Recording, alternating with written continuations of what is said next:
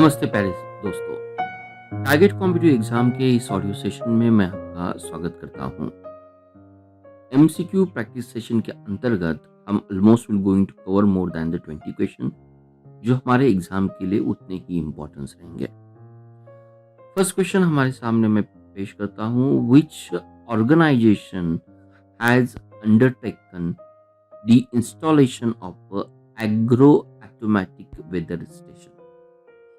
Agro automatic weather station किस organisation के तहत इंस्टॉल किए जाएंगे? अगर हम थोड़ा सा इमेजिन कर सकते हैं तो नंबर ऑफ ऑप्शंस है, लेकिन उस ऑप्शन का लॉजिकली सही चूज करने की कोशिश कर लेते हैं तो ये ऑप्शन आता है IMD, जिसे हम इंडियन मेट्रोलॉजिकल डिपार्टमेंट कहते हैं। तो इंडियन मेट्रोलॉजिकल डिपार्टमेंट ये एग्रो ऑटोमेटिक वेदर स्टेशन जो मोस्टली फार्मर के लिए वेदर फोरकास्ट करने का काम करेगा, ये एग्रो ऑटोमेटिक वेदर स्टेशन, ये इंस्टॉलेशंस कहाँ पे किए जाएंगे? तो मोस्टली डिस्ट्रिक्ट एग्रोमेट यूनिट है। डिस्ट्रिक्ट एग्रोमेट यूनिट जो कृषि विज्ञान केंद्र है, जो Indian council of agriculture research network के तहत इंस्टॉल किए गए हैं, उनमें ये एग्रो ऑटोमेटिक वेदर स्टेशन को इस्टेब्लिश किया जाएगा। तो एग्रो ऑटोमेटिक वेदर स्टेशन ये डिस्ट्रिक्ट एग्रोमेट यूनिट जो कृषि विज्ञान केंद्र में स्थापित करने वाले हैं, उसी में उनको इंस्टॉल किया जाएगा और इसका मेन काम जो क्लाइमेट है या वेदर है उसको फोरकास्ट करना होगा। तो ये हमने कवर कर लिया। नेक्स्ट बात आती है कि which high court has recently quashed Tamil Nadu law banning online games. अगर इसी का भी हम लॉजिक से सही जवाब दे सकते हैं, अगर तमिलनाडु का जो लॉ है बैनिंग ऑफ ऑनलाइन गेम, इस ऑर्डर को किस हाई कोर्ट ने कॉश किया है? डेफिनेटली उसका आंसर मद्रास हाई कोर्ट ही रहेगा। तो मद्रास हाई कोर्ट ने कॉश किया है, रिहॉक किया है, जो तमिलनाडु गवर्नमेंट ने ऑनलाइन गेम जिस तरह से पोको हो, रमी हो या अदर स्किल बेस्ड गेम थे, उनको जो बैन किया था, उस ऑर्डर को, उस लॉ को मद्रास हाई कोर्ट ने यहीं पे रिवोक कर दिया है। नेक्स्ट बात आती है, which is current union minister of law and justice. तो लॉ और जस्टिस के करंट मिनिस्टर कौन है? अगर ये क्वेश्चन पूछने की मेन वजह ये थी, जो शंघाई कोऑपरेशन ऑर्गेनाइजेशन था, शंघाई कोऑपरेशन ऑर्गेनाइजेशन में जो सदस्य राष्ट्र थे, मेंबर नेशंस थे, उन्हीं के सभी मिनिस्टर ऑफ जस्टिस का एक कॉन्क्लेव संपन्न हुआ था। तो इसीलिए क्वेश्चन आता है कि महाराष्ट्र अपने भारत से किस मिनिस्टर, जो मिनिस्टर ऑफ लॉ और जस्टिस है, उन्होंने SCO को भारत में रिप्रेजेंट किया था।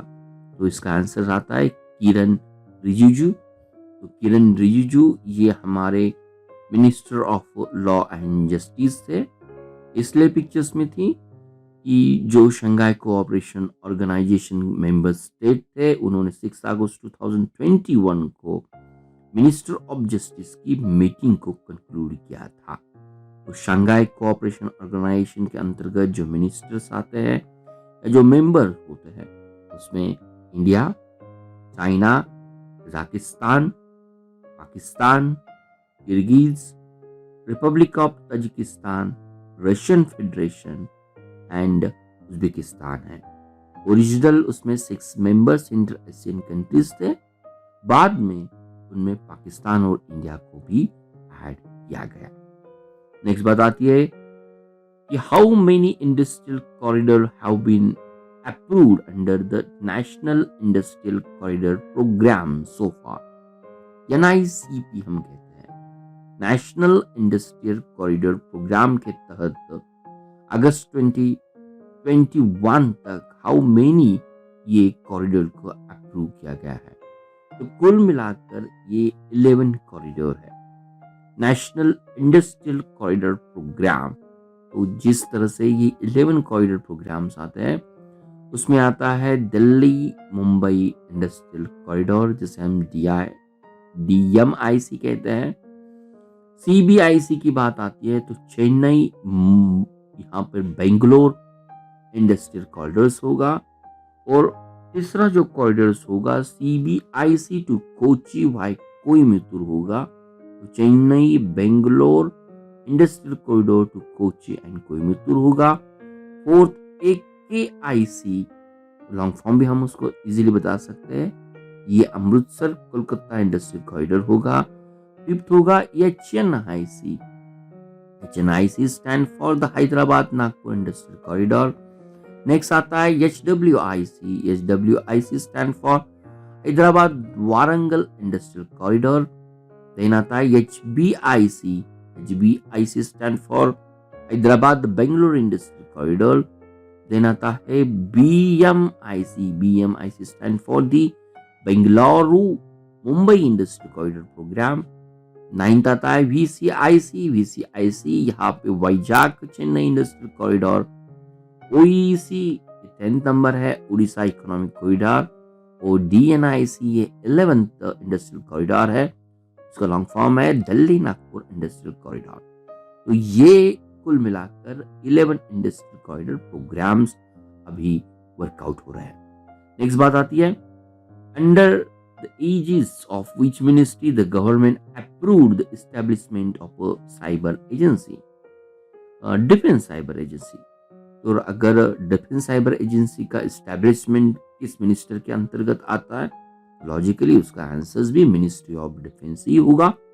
मिनिस्ट्री ऑफ डिफेंस के अंतर्गत गवर्नमेंट ऑफ इंडिया ने ये प्लान अप्रूव किया है, जो 3 आर्म्स है डिफेंस साइबर एजेंसी को एस्टेब्लिशमेंट किया जाएगा। जो भी साइबर थ्रेट्स जो 3 आर्म फोर्सेस सर्विस को आते हैं, उसके अंतर्गत सर्ट की स्थापना की जाएगी। यहाँ पे सर्ट का लॉन्ग फॉर्म होता है cyber emergency response team. Cyber emergency response team ये डिफेंस जो साइबर सिक्योरिटीज है, या हम जिसे डिफेंस साइबर एजेंसी कहते हैं, उसके अंतर्गत हमारे 3 आर्म फोर्स में उसको स्थापित किया जाएगा। ये एक इम्पोर्टेंट पोस्ट या हम क्वेश्चन उसके अंतर्गत हमने उसको सॉल्व करने की कोशिश की। नेक्स्ट बात आती है, in which state union territory Maldives style water villas will be set up. Maldives types water villa हम सभी लोग न्यूज में या टूरिज्म इंडस्ट्री में देखते हैं, तो उसी को मद्देनजर मालदीव की तरह ये वाटर विला एस्टैब्लिशमेंट करने की कोशिश लक्षद्वीप इस यूनियन टेरिटरी में की जाएगी। लक्षद्वीप के जो एडमिनिस्ट्रेटर है प्रफुल्ल खोड़ा पटेल, लक्षद्वीप के एडमिनिस्ट्रेटर है, उन्होंने ₹800 करोड़ को सैंक्शन करके ये Maldives type water villa establishment किए जाएंगे। इस प्रोजेक्ट के लिए नीति आयोग और यूनियन होम मिनिस्टर ने भी एक अप्रूवल दिया है। तो अंडर दिस प्रोजेक्ट जो 800 करोड़ रुपीस इन्वेस्टमेंट करने वाले हैं, लक्षद्वीप आइलैंड के जो रिमोट आइलैंड है सुहेली, मिनिकॉय एंड कदमत, तो सुहेली, मिनिकॉय और कदमत आइलैंड पर वर्ल्ड क्लास फैसिलिटी के ऑलमोस्ट 370 रूम्स यहाँ पे बना दी जाएंगे। नेक्स्ट बात आती है, what is the name of India's first indigenous aircraft carrier. India का फर्स्ट इंडिजिनस एयरक्राफ्ट कैरियर का नाम क्या है? इंडिया का फर्स्ट इंडिजिनस एयरक्राफ्ट का नाम आता है INS विक्रांत। INS विक्रांत के फिलहाल सी ट्रायल्स वर्कआउट हो रहे हैं, और may be in the year 2020 में अगर ये ट्रायल में प्रूवन एट सेट सी के लेवल पे अगर प्रूवन होता है, it will going to inducted into the Indian navy, अगर उसके एविएशन ट्रायल्स भी कंप्लीट हो जाते हैं।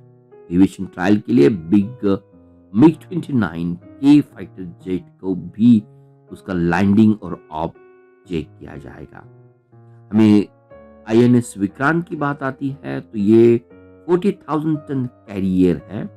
उसे जो डिजाइन किया था, ये navy's director of naval design ने ₹23,000 करोड़ इन्वेस्टमेंट करके नेवीज डायरेक्टर ऑफ डिजाइन ने डिजाइन किया है और उसे बिल्ड किया जा रहा है, जो state one government own Cochin shipyard at Kochi Kerala में INS विक्रांत को डेवलप किया जा रहा है। नेक्स्ट बात आती है DICGC, DI deposit insurance, CG credit guarantee corporation amendment 2021। Question पूछा है, up to what amount the depositor of a stress bank put under the moratorium will be able to withdraw within 19 days।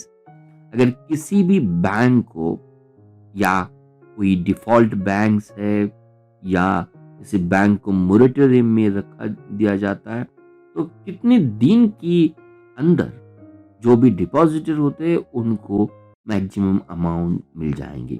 तो ये था amendment 2021 का DI deposit insurance credit guarantee corporation के अंतर्गत। इसका सही आंसर से ₹5 लाख। ₹5 लाख विल बी, ये बैंक अगर फेल हो जाती है, अर्लियर ये जो डिपॉजिट लिमिट था ये ₹1 लाख का था। तो ये बिल मैंडेट्स करता है deposit insurance and credit corporation को कि return the money of depositor with in 19 days. अगर बैंक इंसॉल्वेंट हो जाती है, उसका दिवालापन निकल जाता है, तो DICGC द्वारा इसको डिपॉजिटर को ₹5 लाख विद इन 19 डेज में दिए जाएंगे।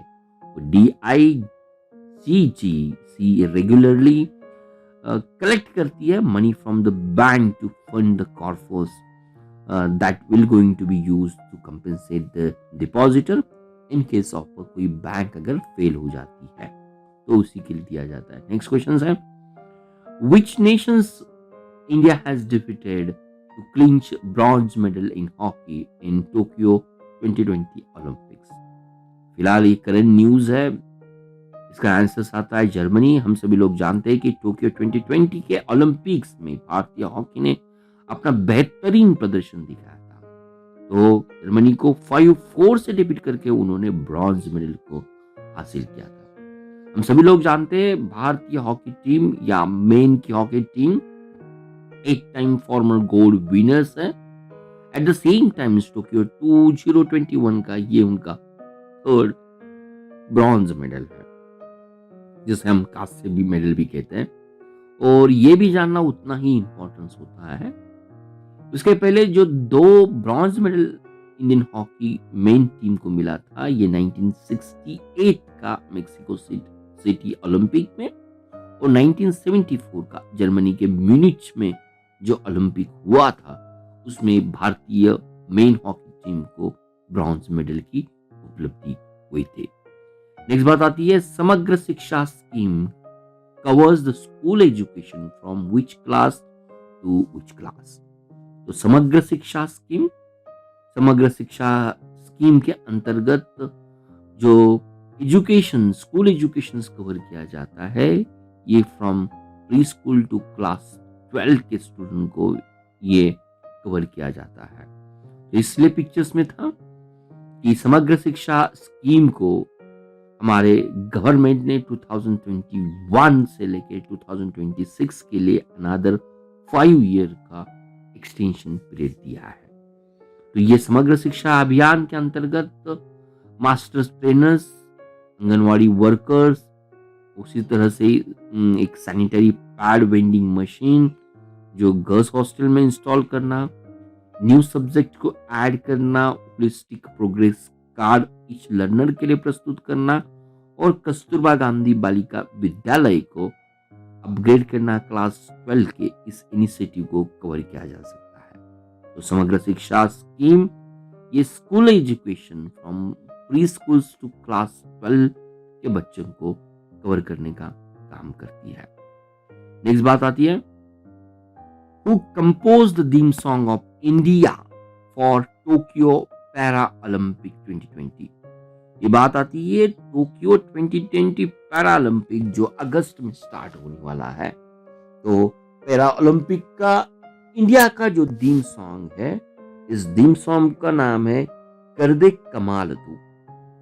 तो कर दे कमाल तू ये दिव्यांग क्रिकेटर जिनका नाम संजू सिंह है, उन्होंने भी कंपोज किया है और उन्होंने भी उनको गाया है, कर दे कमाल तुम। और इस गाने को हमारे स्पोर्ट मिनिस्टर अनुराग ठाकुर ने लॉन्च किया है। टोक्यो ओलंपिक की इस पैरा ओलंपिक इवेंट में सबसे अधिकतम 54 एथलीट उसमें अलग अलग डिसिप्लिन में भाग लेने वाले हैं। पैरा ओलंपिक कमेटी, जिसे हम पीआईसी कहते हैं, ये रिस्पॉन्सिबल होती है एथलीट जो भारत में विभिन्न खेल या पैरा ओलंपिक को रिप्रेजेंट कर रहे थे। और ये PIC para Olympic committee of India की स्थापना 1992 में हुई थी।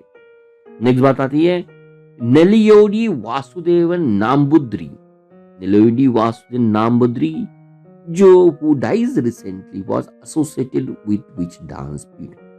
तो नेलियोडी वासुदेव नाम्बुद्री, अगर ये नाम या सरनाम से भी हम थोड़ा सा एक लॉजिक यूज कर सकते हैं कि नामुद्री ये मोस्टली सरनेम फ्रॉम केरला से होते हैं और केरला का जो एक लोकल या फोल्क डांस है उसका नाम है कथकली। तो नेलेवडी वासुदेव नाम्बुद्री ये फिगर कथकली इस फील्ड से है।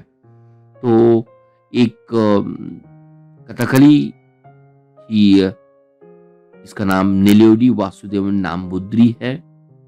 It represent mostly vibrant portal of evil जगन्नाथाड़ी in classical Kathakali dance drama. तो ये एक संस्कृत और हिंदू पुराना के एक स्कॉलर भी थे, लेकिन हमारे लिए पूछा गया है कि ये किस फील्ड को वासुदेव नाम्बुद्री रिप्रेजेंट करते थे। तो सही आंसर होगा कथकली।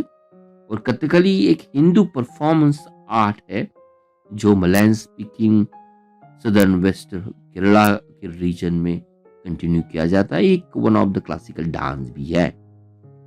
नेक्स्ट बात आती है in which state the first orchid conservation centre of north India has been inaugurated.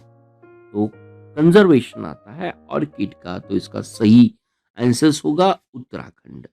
तो फर्स्ट ऑर्किड कंजर्वेशन सेंटर जो नॉर्थ इंडिया में इनॉग्रेट किया है वो उत्तराखंड के चामोली डिस्ट्रिक्ट में।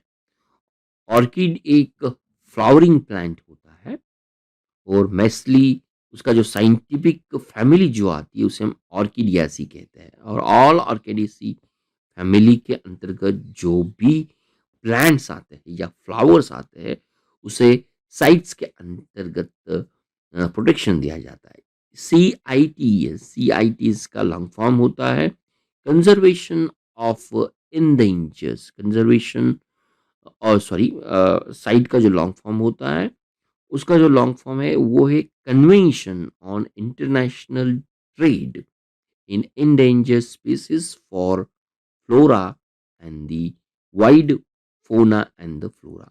तो साइट CITES की जो इन्फोर्समेंट हुई थी ये जुलाई 1975 में हुई थी।